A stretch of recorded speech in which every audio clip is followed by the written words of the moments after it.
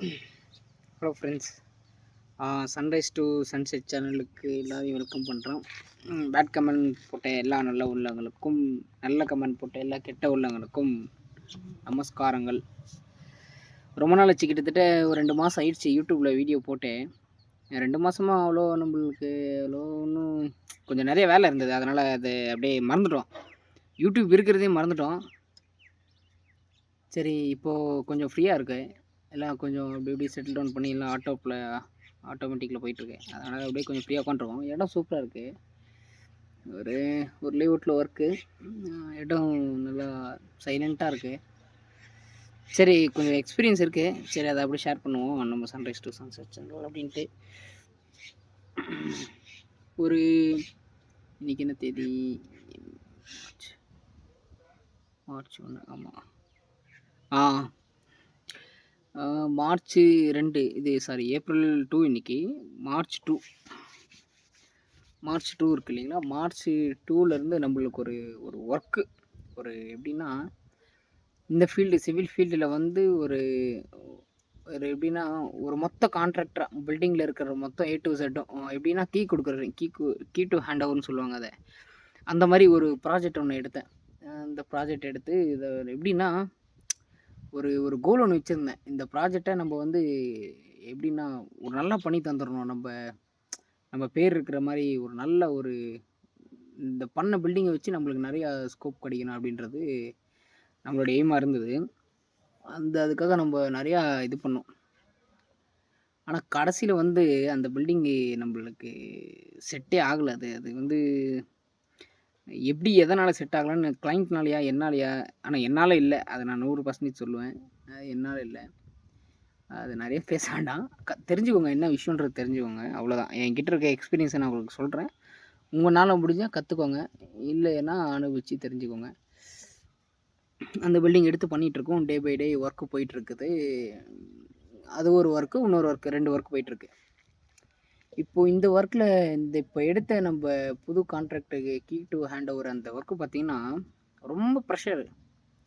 Day by day எதனா ஒரு issue வந்துக்கிட்டே இருக்கும். எதான ஒன்று பிரச்சனை தொடர்ந்து, அது போனால் இது போனால் அது போனால் எதான ஒரு பிரச்சனை வந்துக்கிட்டே இருக்கும். அது வந்து ஷார்ட் அவுட்டே ஆகாது. அந்த பிரச்சனை வந்து முடிஞ்சது அப்படின்றது இதே வராது. எதான ஒரு பிரச்சனை வந்துக்கிட்டே இருக்கும். அதனால் இது அப்படி ஆயிடுச்சு, இது அப்படி ஆயிடுச்சு, இது அப்படி ஆயிடுச்சு, அந்த மெஷர்மெண்ட்டு அது இது அந்த மாதிரி பிரச்சனைகள் வந்துக்கிட்டே இருக்கும். அது நம்ம காலையில் எந்திரிச்சு அந்த சைட்டுக்கிட்ட போய் நம்ம ஒர்க் பண்ணுறோன்ற இப்போ ஒரு சைட் எடுக்கிறோம், ஒரு ஒர்க் பண்ணுறோன்னா இன்ட்ரெஸ்ட் இருக்கணும். இப்படி பண்ணணும் அப்படி பண்ணணும், அது பிஸ்னஸ்ன்றது செகண்டரி. ஃபஸ்ட்டு நம்ம இப்போ தான் ஃபஸ்ட்டு ஃப்ரெஷரு, அதை நல்லா பண்ணணும், நல்லா பண்ணி முடிக்கணுன்ற ஒரு கோலோடு வந்துடணும். ஆனால் அது வந்து ரொம்ப ப்ரெஷர் அவுட்டாகும். அதே மாதிரி அது ரொம்ப பட்ஜெட்டு. இப்போது இந்த டைமில் ஈரானுக்கும் இஸ்ரேலுக்கும் வார் போயிட்டுருக்கு. ஆனால் இந்த டைமில் பட்ஜெட் எல்லாமே ஏறுது, எல்லாமே இன்க்ரீஸ் ஆகிட்டுருக்கு. நம்ம இந்த மாதிரி சிவில் கன்ஸ்ட்ரக்ஷன் ஃபீல்டில் இருக்கவங்க எல்லாருக்குமே தெரியும். இந்த டைமில் வந்து எல்லாமே லேபர் வைஸும் இன்க்ரீஸ் ஆகிட்டு தான் இருக்குது. அது இப்போ தான் இன்க்ரீஸ் ஆச்சு, அது இன்க்ரீஸ் ஆகிட்டு இருக்குது. அது நம்ம பேசின இந்த பட்ஜெட்டும் ரொம்ப ரொம்ப கம்மி. ஆனால் அவங்க கிளைண்ட்டு கேட்குற ஸ்கோப் வந்து ரொம்ப எப்படின்னா, 5 ரூபா நான் கடைக்கு எடுத்துகிட்டு போயிட்டு 10 ரூபா மன்ச்சு வாங்கினா எப்படி இருக்கும்? அது ஒன்று. சரி, அது இருந்தால் கூட எதில் ஒன்று ஃபேஸ் பண்ணிக்கலான்னு வச்சுக்கோங்களேன். நம்ம கூடயே இருந்து இந்த குழி பறிப்பாங்க தெரியுங்களா? அந்த மாதிரி நிறைய பேர் இருந்தாங்க. அவங்களும் அது இது இருந்துச்சு. இதுலேருந்து என்னென்னா, ஒரு ஒர்க்கை எடுத்து நம்ம ஒரு பேஷனாக பண்ணுறோம் அப்படின்ற நம்ம இன்ட்ரெஸ்ட்டில் வந்து கடைசியில் வந்து அந்த ஒர்க்கே வேணாடா, அப்படியேப்பட்ட ஒர்க்கே நம்மளுக்கு வேணாடான்னு அதை நினச்சிட்டேன். அந்த ஒர்க்கு நம்மளுக்கு வேணாம், அவ்வளோதான், இதுக்கு மேலே நம்ம விட்டுறலாம் அப்படின்னு நினச்சி முடிவு எடுத்துட்டேன். எப்படின்னா, எனக்கு கை வச்சுட்டேன், வாட்டர் டேங்க்கு அந்த மாதிரிலாம் கை வச்சுட்டேன். அந்த ஒர்க்கை விட்டுறலாம் அப்படின்னு நினச்சேன். விட்டுறலாம், இந்த ஒர்க் வேணாம், அவ்வளோதான். இதுக்கு மேலே எப்படின்னா, ஒரு பிளிந்த் பீம் வரையும் போட்டு நம்ம ஒர்க்கை வந்து ஹேண்ட் ஓவர் பண்ணிடலாம். யார் கையெழுத்து போட்டாங்க அவங்ககிட்ட கொடுத்துட்டு நம்ம வந்துடலாம் அப்படின்ற முடிவு எடுத்தாச்சு. நம்ம ஒரு முடிவு எடுத்துட்டா அதில் பின்னாடி திருப்பி இது மாதிரி பண்ணுறதில்ல. அந்த மாதிரி முடிவு எடுத்துகிட்டு நம்ம காலமெல்லாம் நிப்பாட்டிட்டு வாட்டர் டேங்கெல்லாம் பண்ணிட்டு அடுத்து வந்து இந்த சைட் ஸ்டோன் ஒர்க் பண்ணுவாங்க. சைட் ஸ்டோன் ஒர்க்குன்ட்டு, ஏன்னா அது வந்து சைட் வந்து கொஞ்சம் டவுனாக இருக்குது. ஒரு 4.5 ஃபீட்லேருந்து 5 ஃபீட்டு கீழே இருக்குது. அதுக்கு வந்து சைஸ் ஸ்டோன் ஒர்க் பண்ணோம். சைஸ் ஸ்டோன் ஒர்க் பண்ணிவிட்டு பண்ணோம். நம்ம வேறு வெண்டார்கிட்ட சொல்லியிருந்தோம். ஏன்னா நம்மக்கிட்ட லேபர் கொஞ்சம் ஷார்ட்டேஜாக இருந்தனால வேறு வெண்டார்கிட்ட சொல்லியிருந்தோம். அவர் ஒரு ஒரு 2 ஆர் 3 டேஸ் எடுத்துக்கிட்டார். ஏன்னா ஃப்ரைடே ஸ்டார்ட் பண்ண வேண்டியது. மண்டே வந்தது. மண்டே திருப்பி ஃபோன் போடும்போதும் டியூஸ்டே வரேன்னு சொன்னார்.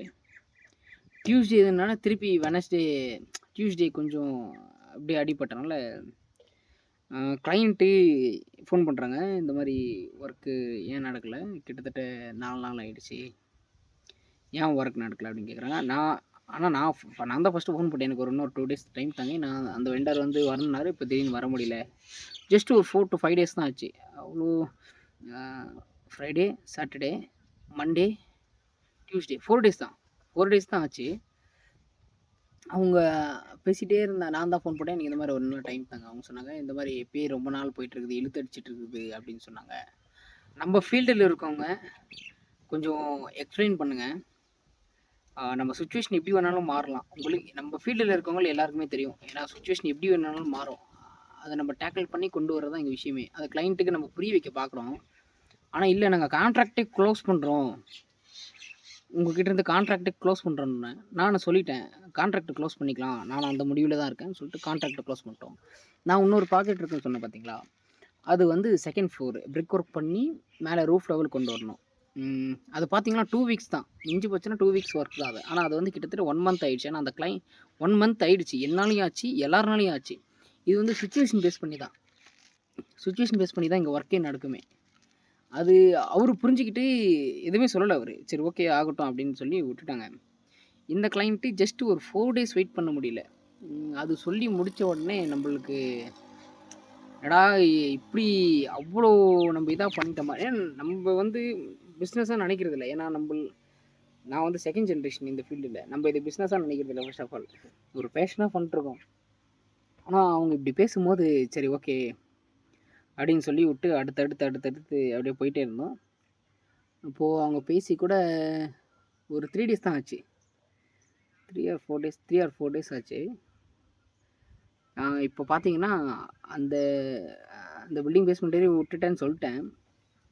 அதை விட்டு இப்போது நான் 2 பில்டிங்க்கு வேலை பண்ணிகிட்ருக்கேன்.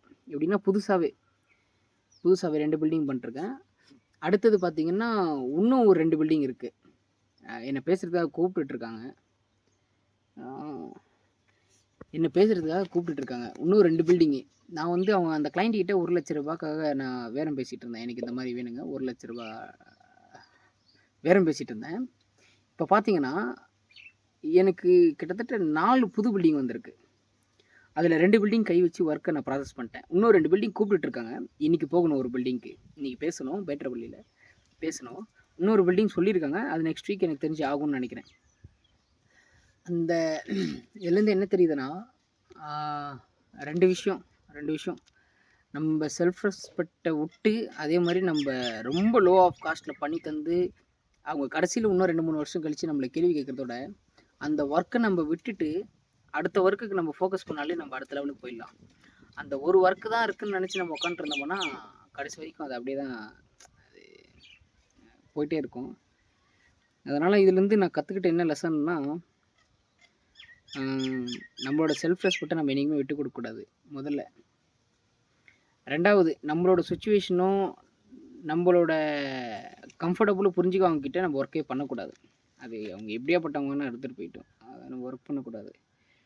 இந்த விஷயத்துலேருந்து 2 விஷயம் தெரிஞ்சுக்கிட்டேன். அதே மாதிரி நம்மளுக்கு பின்னாடி நிறைய பேர் பேசுவாங்க, நிறையா. ஏன்னா அது இப்போ முன்னாடி பேசினா நம்ம பதில் சொல்லலாம், பின்னாடி பேசுகிறவங்களுக்கு பதிலே சொல்ல முடியாது.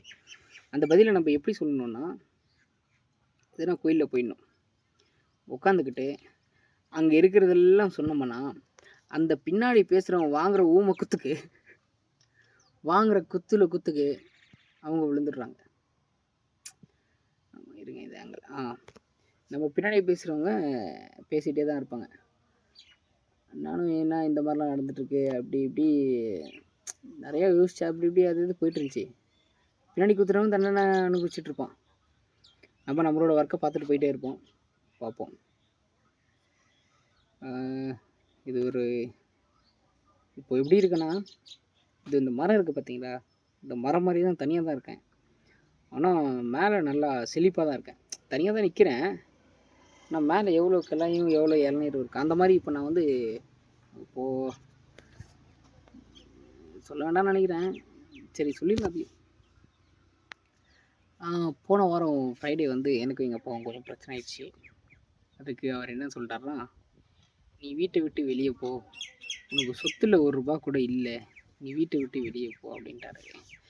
அது பிரச்சனை சிம்பிள் தான். நான் கொஞ்சம் சாமி கும்பிடுவேன்.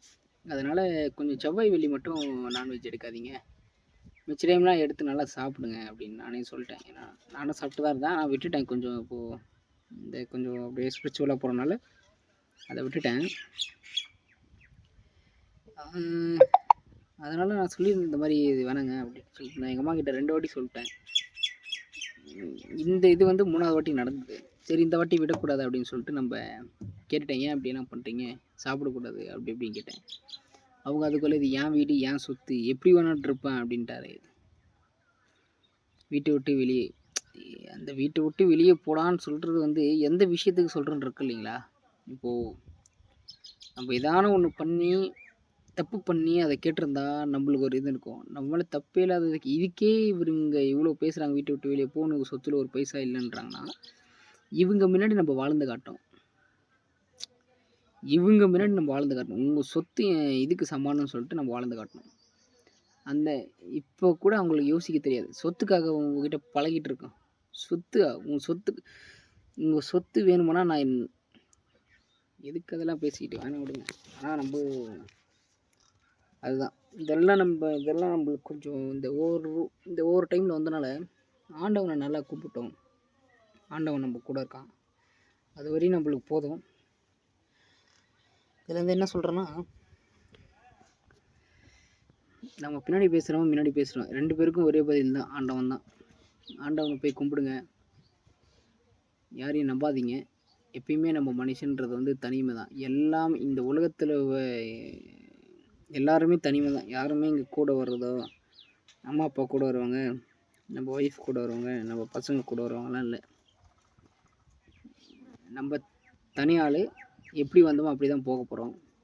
சென்ட்ரலில் ஒரு 4-5 நாள் சந்தோஷமாக இருக்க போகிறோம், கஷ்டப்பட போகிறோம், வருத்தப்பட போகிறோம், அழ போகிறோம், வேதனைப்பட போகிறோம், எல்லாமே பட போகிறோம். பட்டுட்டு நம்ம திருப்பி தனியாக தான் போகணும். யாருக்காகவும் யாரும் வாழ்கிறது கிடையாதுங்களா. தான் பையனை பெற்று போட்டுட்டேன், எனக்கு என் பையன்தான். அப்புறமேட்டுக்கு அந்த பையன் இன்னொரு அந்த பையனை பெற்று போட்டு அந்த பையனுக்கு தான் அவனுக்கு முக்கியம், பெற்று போட்டவங்க மேலே இருக்காது. அதனால் எல்லாருமே அனாதை தான். யாருமே இங்கே வந்து எனக்கு எங்கள் அப்பா இருக்காங்க, எனக்கு எங்கள் அம்மா இருக்காங்க, எனக்கு எங்கள் அக்கா தங்கச்சி இருக்காங்க, எனக்கு என் மாமியார் இருக்காங்க, என் மாமனார் இருக்காங்க, என் பசங்க இருக்காங்க, என் பேரம்பேத்திங்க இருக்காங்க அப்படின்னு வாய் நிறையா சொல்லிக்கலாம். ஒரு நாள் யாருமே இல்லாமல் ஒரு சேரில் உட்காந்துட்டு பேசிகிட்டு இருக்கப்போ தான் தெரியும் நான் சொல்கிறது. அதனால் என்ன சொல்ல விருப்பப்படுகிறேன் என்றால், உங்களுடைய உழைப்பில் நீங்கள் வாழ கற்றுக்கோங்க. யாரோட உழைப்பிலும் வாழ கற்றுக்காதீங்க. அவங்க கொடுத்தாலும் நீங்கள் ஒத்துக்காதீங்க. அவங்க இந்தாப்பா கொடுக்குறேன்னு சொன்னால் கூட வாங்காதீங்க. தான் உழைப்பால் உழைச்சி நம்ம மேலே வந்தால் மட்டும்தான் நம்மளால் உழைக்க முடியும். அவங்க கொடுக்குறாங்க, இவங்க கொடுக்குறாங்க, அந்த சொத்து வருது, இந்த சொத்து வருது, அதெல்லாம் அது நிலைச்சி நிற்காது. நம்ம உழைச்சி நம்ம சேர்த்து வச்சா தான் பணம். இப்போ இந்த காலத்தில் பணம் சம்பாதிக்கிறதெல்லாம் அவ்வளோ பெரிய விஷயமே கிடையாது. மூளையில் கொஞ்சம் மூளை இருக்குது பார்த்தீங்களா, அதில் கொஞ்சம் ஒரு ஐடியா, ஒரு ஸ்பார்க் ஒன்று அடிக்கும். அந்த ஸ்பார்க் அடித்தாலே போதும், பணம் சம்பாதிச்சிடலாம். இந்த காலத்தில் பணம் சம்பாதிக்க தெரியாதவன் அவனை மாதிரி முட்டாள் யாருமே கிடையாது. அதனால் பணம் சம்பாதிக்க முடியல, நான் இப்படியே சோம்பேறியாக இருக்கேன், நான் வீட்டில் உட்காடுறேன் அப்படின்னு நினச்சிட்டு இருக்கவங்களுக்கெல்லாம் இந்த ஒரு வீடியோவை பாருங்கள். பார்த்துட்டு நல்ல பேட் கமெண்ட் சாப்பிடுங்க. நல்ல கமெண்ட் போடுறவங்களுக்கும் அவங்களுக்கு ஒரு நமஸ்காரம். நல்ல பேட் கமெண்ட் போடுங்க. நான் பாசிட்டிவ் பார்க்குறதோட நான் நிறைய நெகட்டிவ் தான் பார்ப்பேன். எனக்கு பாசிட்டிவ் பிடிக்காது. அது இன்னும் அவ்வளோலாம் பண்ண போகிறது கிடையாது. நம்மளுக்கு பாசிட்டிவ்லாம் பிடிக்காது. நம்மளுக்கு நெகட்டிவ் சொல்லுங்கள், என்கிட்ட இருக்கிறது நான் மாற்றிப்பேன். கரெக்டாக சொன்னீங்கன்னா அதான் நான் கண்ணாடி மாதிரி இந்த காகிதக்காரன். நீங்கள் என்னை எப்படி வேணாலும் எழுதிக்கலாம், ஆனால் எழுதுகிற விதம் கரெக்டாக இருக்கணும். அதான் நான். சரி, இது வந்து நம்மளுக்கு ஒரு ரொம்ப ரொம்ப ரொம்ப ரொம்ப முக்கியமான ஒரு விஷயம். அதனால் இது இது ஒரு வீடியோவாக எடுத்து வச்சுருக்கணும். இது மறக்கக்கூடாது. இப்போது என் வயசு பார்த்திங்கன்னா 25. என்ன இந்த உலகத்தில் ஒரு மனுஷங்கிட்ட போயிட்டு எதை வேண்டுனாலும் வேண்டான்னு சொல்லுவான். இது வேணாம், இது வேணாம், இது வேணாம். ஆனால் ஒரு விஷயத்த மட்டும் வேணான்னு சொல்ல மாட்டான். யாராக இருந்தாலும் சரி, இந்த ஓடுற ஜீவராசிக்கிட்ட கேட்டாலும் அதுதான் சொல்லுவான். தான் பெத்தெடுத்த தாய் தகப்பனை யாருமே வேண்டாம்னு சொல்ல மாட்டாங்க. ஆனால் நான் அவங்க வேணவே வேணாம் முடிவே எடுத்துட்டேன். அப்போ எவ்வளோ கஷ்டம் இருந்திருக்கும்.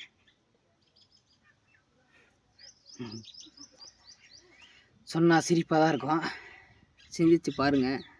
இல்லை வேற காமெடி பண்ணிட்டு கிடக்குறான் சும்மா அம்மா அப்படி இப்படி நீங்கள் எதோ சொல்லுங்கள். நம்மளுக்கு ஒரு பாலிசி ஒன்று இருக்குது. நான் வந்து எனக்கு பின்னாடி பேசுகிறவங்க எனக்கு மைனஸாக நினைக்கிறவங்க அப்படின்றவங்களுக்கெல்லாம் நான் ஒரு பதில் மட்டும் நான் சொல்லிக்கிறேன்.